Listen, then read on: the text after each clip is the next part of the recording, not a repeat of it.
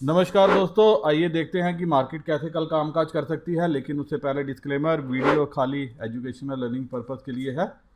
मेरी तरफ से कोई बाय सेल का रिकमेंडेशन नहीं है। तो कुछ भी खरीदने बेचने से पहले आपको अपने फाइनेंशियल एडवाइजर से मदद ले लेनी चाहिए, क्योंकि आपको होने वाले प्रॉफिट लॉस के लिए मैं या मेरा चैनल किसी भी तरह से जिम्मेवार नहीं है। अब दोस्तों, आप यहाँ पे नज़र मारिए, रिटेलर पूरी तरह से बुलिश गया है, FII बीरिश गया है, प्रास भी बीरिश है और DII भी बीरिश है, क्योंकि पुट खरीदी है, फ्यूचर थोड़ा सा बेचा है और स्टॉक फ्यूचर खरीदा है, काफ़ी इसने पहले से बेचा है, तो इसी की कवरिंग बोल सकते हैं। अब नेट बेसिस पे डाटा क्या कहता है? रिटेलर 35,000 कंट्रैक्ट माइनस में है, DII 39,396 कंट्रैक्ट हैं, FII 77,575 कंट्रैक्ट इनके पास हैं और प्रास 3,110 कंट्रैक्ट इन्होंने राइट किए हुए हैं। तो क्लियर कट रिटेलर यहाँ पे न्यूट्रल ही है और यहाँ पे FII जो है वो थोड़ा सा पोजीशन कम करता हुआ नज़र आया, बीरिश पोजीशन बनाता हुआ नज़र आ रहा है। अब कॉल में रिटेलर के पास 22,662 कंट्रैक्ट हैं जो उसने राइट किए हुए हैं, नंबर इसने कवर किया है। लेकिन आप देखिए, इसका दिन भर कल कॉल में ज़्यादा इंटरेस्ट था एज़ कम्पेयर टू पुट, और ऐसा हो सकता है कि कल इसका पुट में इंटरेस्ट हो जाए और आप कॉल में ये देखो नंबर कम हो, क्योंकि क्या करें, रिटेलर काम ही ऐसे करते हैं। DII इस नंबर में चेंज नहीं है। FII 89,318 कंट्रैक्ट है, नंबर इन्होंने कम किया, मतलब ऊपर के लेवल पे ये अब डिस्ट्रीब्यूशन करते हुए नज़र आ रहे हैं। मार्केट ऊपर जा रही है, ये वहाँ पे अपना जो है माल हल्का कर रहे हैं और अब इनका मार्केट में इंटरेस्ट भी काफ़ी कम है। प्रॉस 66,923 कंट्रैक्ट इनके पास हैं जो इन्होंने राइट किए हुए हैं, बेच के बैठे हैं। और क्लियर कट क्लाइंट्स और प्रॉस की जो पोजीशन है वो मैक्सिमम पोजीशन FII के पास है कॉल में। पुट में 2 लाख से ज़्यादा कंट्रैक्ट रिटेलर जो है वो बेच के गया है कल। DII 44,771 कंट्रैक्ट है, FII ने नंबर बढ़ाया है, 1,46,467 कंट्रैक्ट इनके पास हैं और प्रास 12,476 कंट्रैक्ट इनके पास हैं। नंबर इन्होंने भी क्या किया, अपना राइटिंग से ख़त्म किया और अब बाय साइड में आ गए हैं। स्टॉक फ्यूचर में 9 लाख से ज़्यादा कंट्रैक्ट जो है रिटेलर के पास आ गए हैं। ऑलमोस्ट जितना माल DII ने बेचा हुआ है वो सारा क्लाइंट्स के पास है और प्रास के पास है। और आप इसी दिन देखोगे अब प्रास का भी माल जो है ये निकलना शुरू हो जाएगा और वो भी जो है क्लाइंट की झोली में आ जाएगा। क्लाइंट काफ़ी बुलिश है मार्केट पे। इनफैक्ट मैं एक जगह पढ़ भी रहा था ट्विटर पे, वहाँ लिखा था कि काश ये बुल मार्केट कभी ख़त्म ही ना हो। किसी लड़की ने लिखा था कि मैंने 2 लाख का प्रॉफिट किया और काश ये बुल मार्केट कभी ख़त्म ही ना हो। तो मैं पढ़ के थोड़ी सी हंसी आ गई। और DII 687 कंट्रैक्ट है पूरी तरह से, मतलब अगर यहाँ ये बुलिश हैं, यहाँ ये अगर बुलिश नज़र आ रहे हैं तो यहाँ पे बुलिश क्यों नहीं है? क्योंकि पैसा स्टॉक से बनेगा, यहाँ से पैसा नहीं बनेगा इतना। लेकिन फिर भी अब डिकोड करने की कोशिश करेंगे कि कल मार्केट की चाल कैसे रह सकती है बाकी पैरामीटर्स को देखते हुए। वहीं दोस्तों आप देखोगे US मार्केट की क्लोजिंग काफ़ी अच्छे से हुई है, वहीं यूरोपियन मार्केट की भी हुई है और SGX निफ्टी ने भी परसों ऊपर ही क्लोजिंग दी है हमारी मार्केट की क्लोजिंग से। अब FII कैश में बड़ी अच्छी बाइंग करके गए हैं, तकरीबन 1500 करोड़ की, और DII 1175 करोड़ की सेलिंग करके गए हैं। तो कैश में माल उठा के ये मार्केट को ऊपर लेके जा रहे हैं ताकि वहाँ पे अपना फुल डिस्ट्रीब्यूशन कर सकें। और ऐसा हमने पास्ट में भी देखा था कि पास्ट में भी इन्होंने सेम स्ट्रेटजी के तहत काम किया था। फ्यूचर इनके जगदम तब भी 92,000 बन गए थे, 92 के, और तब ये मार्केट को सिर्फ ऊपर रख रहे थे कैश बाइंग के सहारे। और अभी भी ये क्या कर रहे हैं, आप देखोगे इनकी शायद कुछ दिन कैश की बाइंग हो रहेगी ताकि ये ऊपर ला के वहाँ पे अपनी पुट और एक्यूमुलेट कर सकें सस्ती, और अपना जो फ्यूचर और इंडेक्स है और जो बाकी का माल है उसको डिस्ट्रीब्यूट कर सकें रिटेलर को और बुलिशनेस दिखाने के लिए। अब निफ्टी की क्लोजिंग हुई है 15,670 पे, और अभी हमने देखा तकरीबन 100 पॉइंट ऊपर थी SGX निफ्टी। तो मैं 15,670 सीधा 15,700 पे चलूँगा। 15,700 पे आप देखिए 46,000 कंट्रैक्ट है, जहाँ 18,903 ये कंट्रैक्ट जो है हमारे फ्राइडे को जुड़े हैं। 15,650 पे भी ऐड हुए हैं, 15,800 पे। तो ये सारी जो एडिशन है ये हमारा प्रास की तरफ से हुआ है, राइटिंग वो करके गया है और रिटेलर लेके गया है।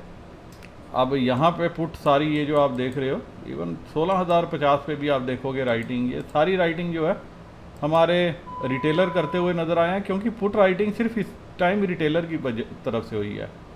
तो 15,500 पे उन्होंने एग्रेसिव राइटिंग की है, इसीलिए 15,500 एक्सपोर्ट नज़र आ रहा है, और ऊपर की तरफ 15,800 ये एक रेजिस्टेंस नज़र आ रहा है। गैप अप होता है, गैप अप होता है अगर 15,750 800 के लेवल के आसपास, जैसे हमें SGX दिखा रही है। तो आप एक बार के लिए देखोगे मार्केट शायद नीचे लाने की कोशिश करेंगे प्रॉस खुलते ही, ताकि वहाँ पे वो अपनी पोजीशंस चेंज कर सके।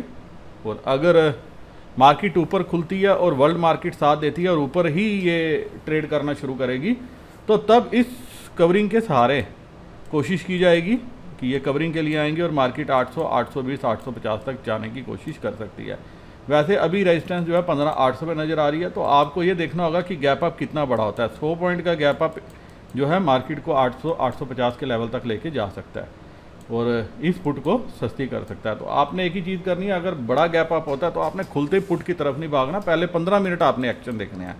15 मिनट आप देख लेना कि क्या एक्शन होता है, और अगर वर्ल्ड मार्केट पॉजिटिव रहती है तो शायद एक बार के लिए आप जो डिप देखो, वो डिप एक बाइंग अपॉर्चुनिटी बनेगी, इंस्टेड ऑफ सेलिंग वो बाइंग अपॉर्चुनिटी बनेगी।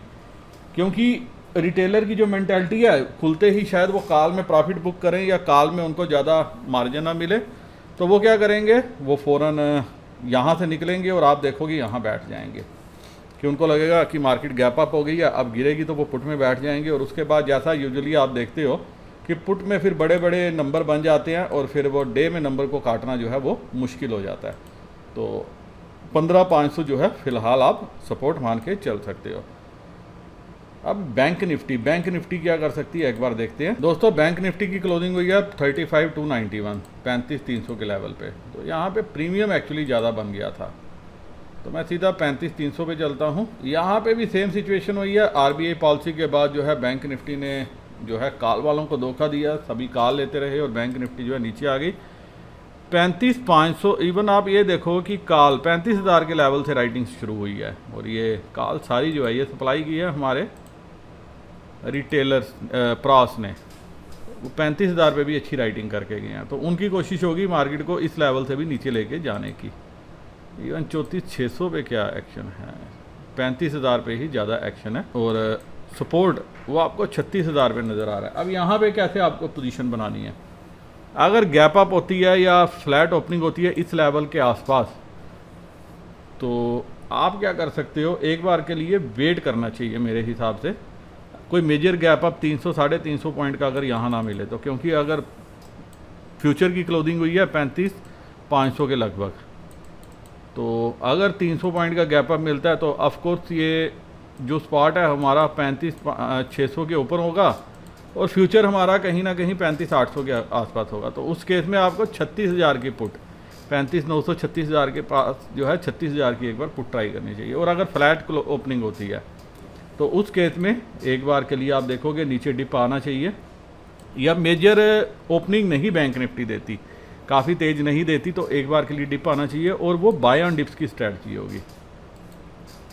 कोशिश करेंगे रिटेलर जो है कि इन कॉल्स को जो है वो प्रीमियम खाने की, लेकिन कल फर्स्ट ही डे है तो आप इतना ज़्यादा वो अभी एग्रेसिव पोजीशन नहीं बनानी चाहिए, देखना चाहिए, वेट करना चाहिए। मेरी इवन इनफैक्ट ये राय है कि 1-2 दिन अगर आप वेट करोगे तो शायद आपको कोई बड़ा अच्छा ट्रेड लेने में मौका मिले। 1-2 दिनों में FII की और स्ट्रेटजी क्लियर हो, जो वो नीचे की तरफ जो है पुट्स खरीद के चल रहे हैं, और अगर कल कभी रिटेलर गलती से बुलिश पोजीशन और बना लेता है तो आप देखोगे कि FII जो है और अगर फर्दर पुट एक्यूमुलेट कर देता है तो कल के बदले परसों आपको ज़रूर वो पुट्स जो है अच्छा प्रॉफिट दे के जा सकती हैं। सिर्फ एक ही कंडीशन है कि यहाँ पे एग्रेसिव एडिशन ना हो जाए, तो इस चीज़ पे आपको नज़र रखनी चाहिए। जो रेंज है 35,000 से 36,000 की होगी। Buy on dips, sell on rise, ये एक प्योर स्ट्रेटजी है जिस पे मैं कल काम करूँगा और पोजीशन लेने की कोशिश करूँगा। 35,836 के लगभग मैं पुट लेने की कोशिश करूँगा, और 35,000, 35,200 ये एक लेवल है जो इंटरेस्टिंग है, आपको स्पॉट पे नज़र रखनी चाहिए। 35,100 के लेवल के आसपास अगर यहाँ पे आए तो एक बार के लिए मैं ज़रूर कॉल लेके चलूँगा, और इसी स्ट्रेटजी पे कामकाज करता हुआ आपको नज़र भी आऊँगा। इसी के साथ दोस्तों ये वीडियो मैं यहीं ख़त्म करने की इजाज़त चाहता हूँ। उम्मीद करता हूँ कि इस एनालिसिस के बेसिस पे आपको कल कुछ ट्रेड लेने में सहायता मिले और कुछ प्रॉफिट देखने को मिले। नमस्कार, जय हिंद।